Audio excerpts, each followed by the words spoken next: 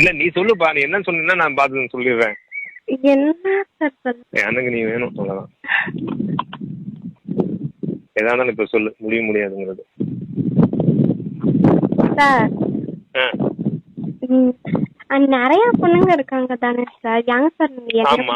என்ன மட்டும் young sir பண்ணீங்க? அது தெரிஞ்சா உனக்கு சொல்ல மாட்டேனுங்களா நானு? எப்படி இருந்தாலும் அது ஏதோ ஒரு காரணம் இருக்கும்ல.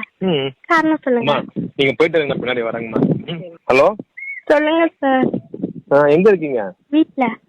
அது என்னமோ தெரியலப்பா, பிடிக்கும் உனக்கு பிடிக்கலாம் சொல்லி நான் என்ன அதை பேசல. எனக்கு பதில் சொல்ல தெரியல உங்க அந்த இடத்துல. ஹலோ சார், நான் லைன்ல தான் இருக்கேன். சொல்லுமா, எதுவுமே சொல்லல போதுமா, சந்தோஷமா இரு விடு.